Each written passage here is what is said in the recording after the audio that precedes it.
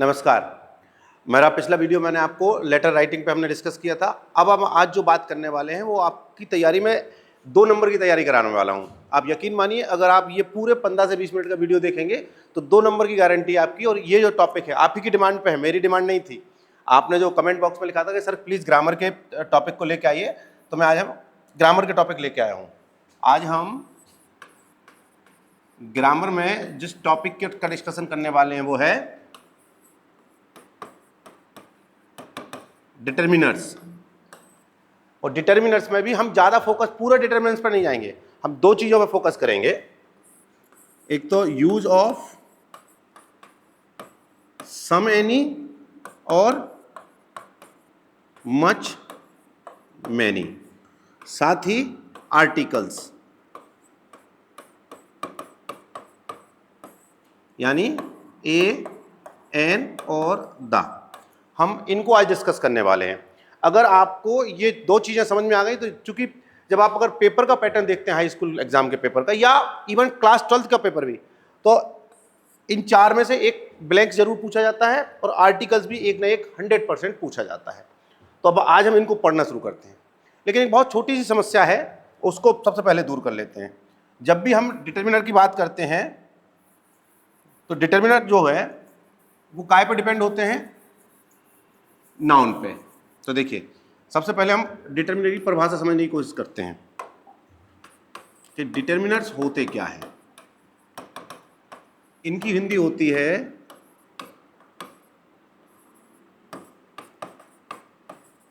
निर्धारक। क्या होते हैं? निर्धारक। ये क्या निर्धारित करते हैं? किसी संज्ञा की संख्या या मात्रा। तो आर्टिकल या सम और एनी का यूज सीखने से पहले हमें नाउन को समझना बहुत आवश्यक है कि कौन सी नाउन संख्या को प्रदर्शित करती है और कौन सी नाउन मात्रा को प्रदर्शित करती है। अगर हम ये समझ गए तो आप मेरा यकीन मानिए, आपके ना कभी आर्टिकल गलत होंगे और ना ही आपके डिटर्मिनर गलत होंगे। तो पहले 2 मिनट में हम लोग समझने वाले हैं नाउन की संख्या या मात्रा की ये क्या होती है। नाउन नाउन होती है 2 प्रकार की। एक होती है काउंटेबल, जिसे हम कहते हैं गणनीय, ठीक है ना, जिसकी गणना की जा सके, जिसे गढ़ा जा सके। गणने से मतलब चुराना नहीं, जिनकी गिनती कर लें। और दूसरी होती है अनकाउंटेबल, अगणनीय। अब गणनीय से मतलब क्या है? काउंटेबल से मतलब संख्या को प्रदर्शित करने वाली नाउन जितनी भी होती है उनको हम काउंटेबल नाउन कहते हैं। जैसे उदाहरण से याद रखिएगा, पेन, स्कूल, बुक या बुक्स, एक वचन भी हो सकती है और बहुवचन भी होती है। Pen, school, books, room, table, ऐसे। यानी ये सब की सब काय को शो कर रही हैं? संख्या को। और इनको पहचानने का दूसरा सिंपल तरीका है, अगर किसी संख्या को हम 1 2 3 4 5 6 कोई भी संख्या इसके ठीक पहले कोई भी संख्या अगर लग रही है तो वो काउंटेबल मानी जाएगी। जैसे अगर मैं आपसे कहूं पेन, 1 पेन, 2 पेन, 4 पेन, सही होता है। लेकिन दूसरी जो प्रकार होती है वो होती है अनकाउंटेबल नाउन की, ठीक है, जिसको अपन कहते हैं मात्रा सूचक। इनको हम काउंट नहीं कर सकते। जैसे अगर मैं आपसे कहूं गेहूं, अब मुझे बताइए गेहूं गिन लेंगे क्या? 1 गेहूं, 2 गेहूं, 4 गेहूं? हम क्वांटिटी की बात करते हैं उस समय, मतलब हम किलो में बात करेंगे, 1 किलो, 2 किलो, 5 क्विंटल। तो जितनी भी मात्रा सूचक संज्ञाएं होती है वो अनकाउंटेबल में आती है। जैसे मिल्क, वाटर। क्या हम पानी को गिनते हैं? कभी नहीं। हम ये कभी नहीं कहते 1 पानी, 2 पानी। हम क्या कहते हैं? 1 लीटर पानी। तो बीच में कोई ना कोई मात्रा लगेगी तब संख्या लगेगी, अन्यथा हम उन्हें काउंट नहीं कर सकते। साइलेंट पे कर लेता हूं, फिर आप लोगों को समस्या नहीं होगी। मिल्क, वाटर, व्हीट, नॉलेज, ये सब गणनीय और अगणनीय संख्याएं हैं। हमको इनका बाइफरकेशन यानी ये किस प्रकार से बटे होते हैं, किस प्रकार से वर्गीकरण होता है, ये हमको ध्यान रखना है। दोबारा बता रहा हूं क्योंकि अगर ये समझ में नहीं आई तो आगे हमको आर्टिकल्स में भी दिक्कत आएगी और जो हमारे सम एनी के यूज हैं उनमें भी दिक्कत आएगी ही आएगी। दोबारा देखते हैं, एक बार रिवाइज कर लेते हैं। काउंटेबल संख्याएं कौन सी होती हैं? वे संख्याएं जिनको हम गिन सकें, जिनमें हम 1 2 3 4 5 ऐसी संख्याओं का यूज कर सकें। अनकाउंटेबल जो मात्रा को शो करते हैं, क्वांटिटी को शो करते हैं, ऐसी संख्याओं को हम अनकाउंटेबल नाउन बोलेंगे। Milk, sugar, wheat, knowledge, information, ये सब अनकाउंटेबल नाउन है। अब आते हैं हम अपने मूल चीज पर जो हम यहां सीखने वाले हैं आज, और आप इनको अच्छे से सीख लेंगे तो आपके 2 नंबर पक्के हैं, ये गारंटी है आपकी। हम बात कर रहे हैं सबसे पहले डिटर्मिनेंट्स की। सम और एनी, ये कुछ या थोड़े कम चीजों के, कम के लिए इनका, कम के अर्थ में इन दोनों का प्रयोग किया जाता है। अब देखें सम का प्रयोग कहां होता है। सम का प्रयोग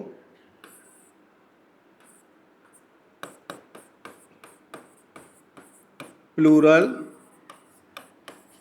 काउंटेबल नाउन यानी बहुवचन अगणनीय संज्ञा, और साथ में अगर अनकाउंटेबल है तो अनकाउंटेबल का तो कोई नंबर होता ही नहीं है,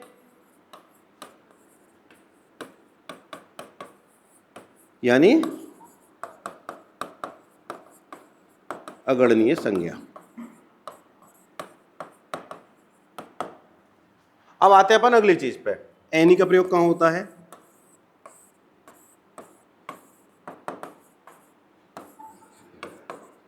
सिंगुलर और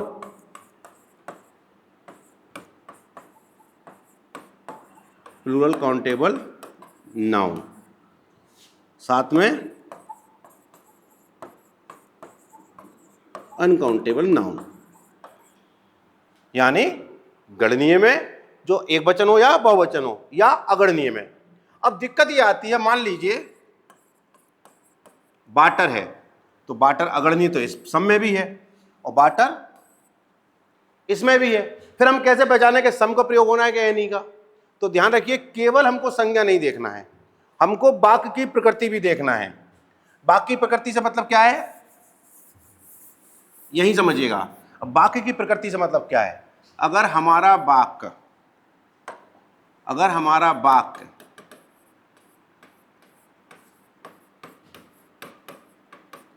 सकारात्मक है तब हम सम का यूज करते हैं, यानी अफर्मेटिव सेंटेंस में हम काय का यूज करेंगे? सम का। लेकिन अगर हमारा वाक्य नकारात्मक या प्रश्नवाचक है तो एनी का प्रयोग। तो हमें 2 चीजों को ध्यान रखना है, एक तो संज्ञा की प्रकृति कैसी है, काउंटेबल है, अनकाउंटेबल है, साथ ही साथ वाक्य कैसा है। वाक्य अगर हमारा सकारात्मक है तो वहां हम सम का प्रयोग करेंगे, और वाक्य अगर हमारा नकारात्मक है तो वहां हम एनी का प्रयोग करेंगे। चलिए कुछ उदाहरणों से समझते हैं।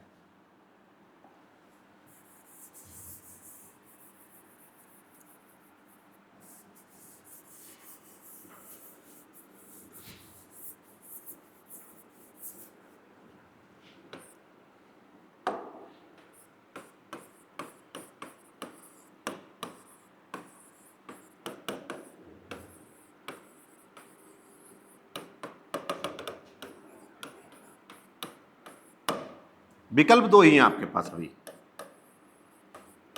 सम और एनी।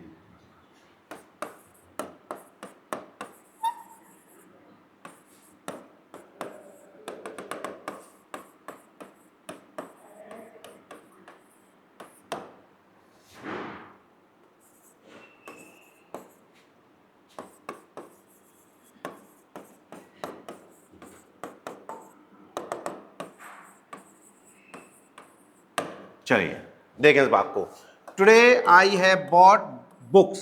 क्या इस पूरे वाक्य में कहीं आपको नोट दिख रहा है? नहीं है, नोट नहीं है मतलब वाक्य नकारात्मक नहीं है। क्या पूरे वाक्य में सहायक क्रिया आगे दिख रही है या प्रश्नवाचक चिन्ह दिख रहा है? नहीं।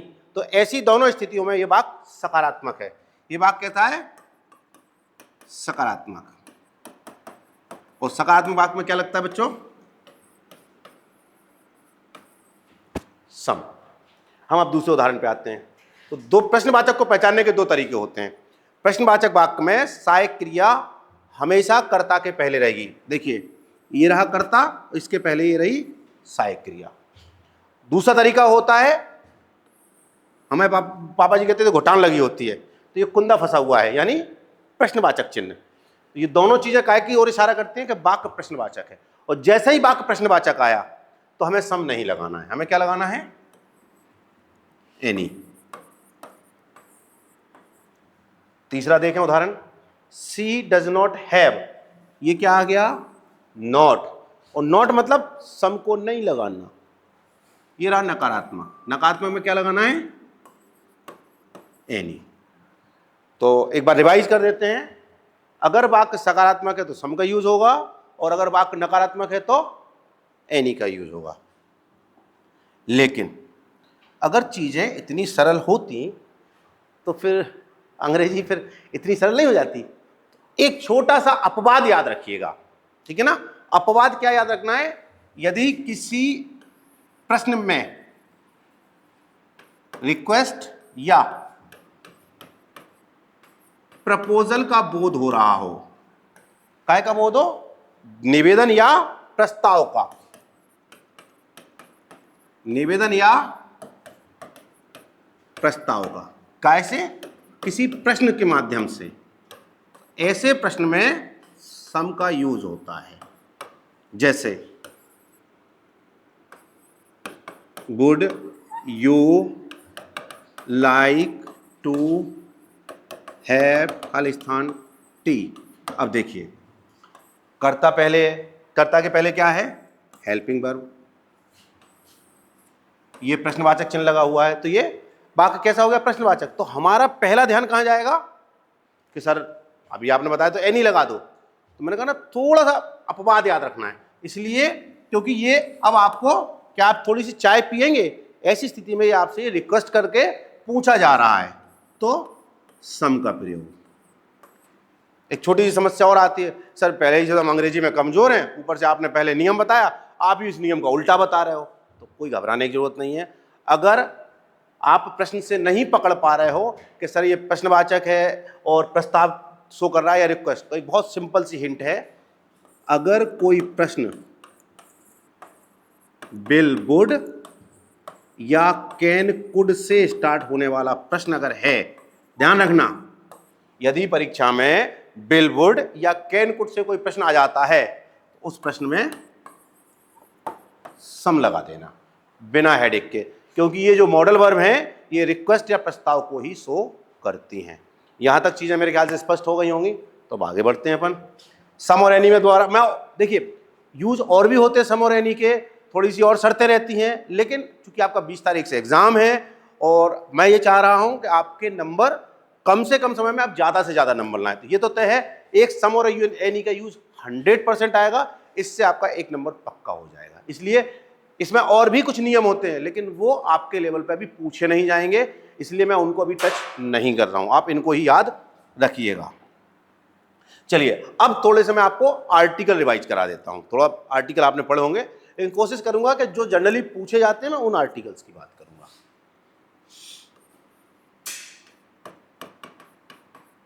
आर्टिकल्स बेटा दो प्रकार के होते हैं, तीन संख्या में तीन होते हैं, लेकिन प्रकार दो होते हैं, डेफिनेट और इनडेफिनेट।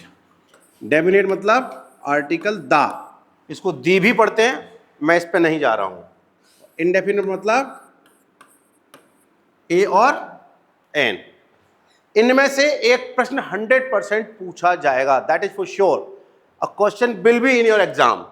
तो अगर मैं बात करूं, फिर वही बात करूंगा कि आज के वीडियो से आपके 2 नंबर पक्के हो जाएंगे अगर आप बहुत ईमानदारी और शिद्दत से इसको पढ़कर रिवीजन करेंगे। तो अब मैं सबसे पहले शुरू करूंगा ए और एन की बात करेंगे।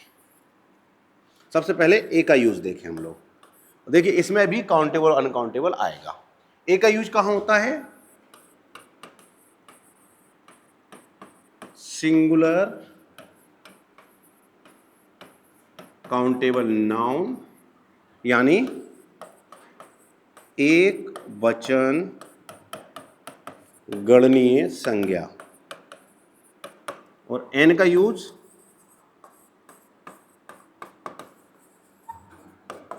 सिंगुलर काउंटेबल नाउन, एक वचन गणनीय संज्ञा। अब देखिए आप कहेंगे सर ये तो दोनों एक सी चीजें लिखी, एक वचन गणनीय संज्ञा, एक वचन गणनीय संज्ञा, तो फिर तो ये दोनों एक से हो गए। नहीं, ए का यूज होता है जिसका उच्चारण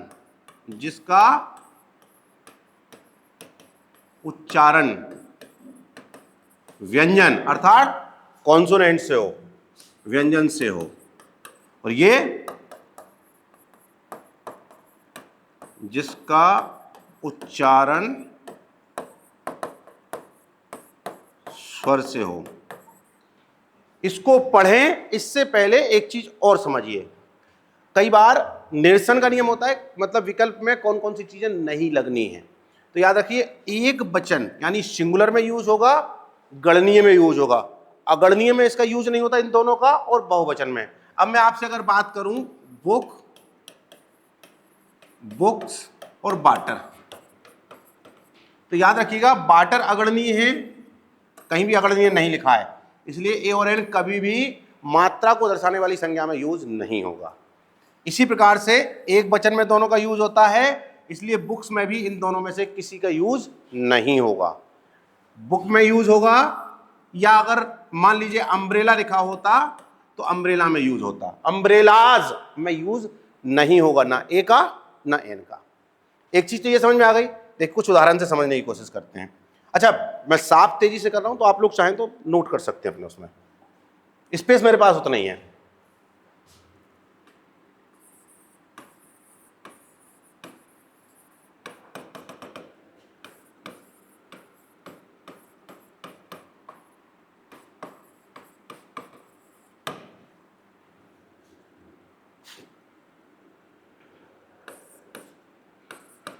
चलिए ए और एन की बात करें हम। आई बॉट अम्ब्रेला, यू क्या होता है? ये इसका उच्चारण कैसा? अम्ब्रेला। इसका मतलब ये साउंड कौन सा है? स्वर का। अम्ब्रेलास तो नहीं है ना, यानी एक वचन है, तो हमारी दोनों शर्तें शुरू हुई, स्वर भी है और एक वचन भी। तो स्वर का उच्चारण के लिए अपन क्या करते हैं? एन। ठीक है, I bought Khalistan pen today. Pen क्या है? ये व्यंजन, इसलिए ए का यूज होगा। अच्छा इसमें भी फिर बात कहूंगा, अगर इतना सरल होता तो फिर सारे हर बार आर्टिकल आपके सही होते। जनरली इतने सरल नहीं पूछे जाएंगे, तो बहुत महत्वपूर्ण। अब आ रहा है आपके एग्जाम का मतलब की चीज है, ध्यान रखिएगा। हमें जो उच्चारण देखना है वो हिंदी का उच्चारण देखना है। अंग्रेजी में परेशान मत होना, अपन भारतीय लोग हैं, हिंदी की बात करें तो हिंदी का उच्चारण देखेंगे। उसमें क्या करेंगे? जो पूछे जाने वाले प्रश्न हैं, हिंदी का उच्चारण और हिंदी के ही स्वर व्यंजन पकड़ना। आप जैसे ही टीचेज इन खालिस्तान यूनिवर्सिटी। अब देखिए यू वैसे तो अंग्रेजी के ए ई आई ओ यू 5 स्वरों में से एक है, तो हमें यह भ्रम हो सकता है कि सर ये तो यू है, स्वर है, कोई दिक्कत नहीं, एन लगा दो। लेकिन मैंने क्या कहा, आपको उच्चारण का देखना है हिंदी का। यूनिवर्सिटी यानी या, और ये या क्या होता है हिंदी में? व्यंजन, इसलिए इसमें ए लगेगा। He is Khalistan hour late. अब एच जो है अंग्रेजी में व्यंजन माना जाता है, लेकिन जब अगर हम इसको पढ़ते हैं आवर, आवर मतलब घंटा, और ये आ मतलब स्वर। तो याद रखिएगा, हमें जब भी ए और एन का यूज करें तो हमें क्या ध्यान रखना है कि इनका उच्चारण हिंदी में क्या है, और जो अपोजिट या रिवर्स है वही पूछे जाते हैं। आपसे सरल नहीं, बस, कार, ट्रेन, पेन, ये नहीं पूछे जाएंगे। आपसे वही पूछे जाएंगे जिनका उच्चारण अंग्रेजी में कुछ और, हिंदी में कुछ और है। अर्थात अंग्रेजी में व्यंजन से शुरू है, हो सकता है उसका हिंदी। मैं भी आपको एक लिस्ट लिखवा रहा हूं, चिंता नहीं करो। लेकिन अभी आप ये 2 उदाहरण नोट करिए। अब एक लिस्ट अपने पास रख लीजिए बना के, जनरली जो अपोजिट होते हैं, जैसे यूनिवर्सिटी, देखिए व्यंजन से है, वन व्यंजन से है, यूनिक व्यंजन से है। ये सब क्या क्या है? जैसे एक शब्द होता है यूरोपियन, कहने को स्वर से है, लेकिन ये सब काय से है? यू या बा से। इन सब में ए लगेगा। फिर अगर अपन देखें उल्टे एन वाले, honest, hour, SDO, MLA, NCC, ये सब दिखने में स्वर हैं, लेकिन वास्तव में इनका उच्चारण ऑनेस्ट, आवर, इसको तो मैं बता ही चुका आपको, एसडीओ, एसडीओ, ये सब स्वर से हैं। तो ये अगर हमको याद हो गए तो याद रखिए, आपको ए और एन में, और इसके पहले मैंने आपको बताया सम और एनी में कभी कोई समस्या नहीं आएगी। क्योंकि वीडियो की लेंथ लंबी हो रही है तो मैं इसको भी यहीं सीमित कर रहा हूं, लेकिन अगले वीडियो में हम बात करेंगे आर्टिकल दा की और साथ में बाकी शेष बचे हुए डिटर्मिनर की। Thank you. और अगर कोई समस्या हो, कोई भी डाउट हो तो कमेंट बॉक्स में लिख दे देना। Thank you very much. उम्मीद है आपको समझ में आए।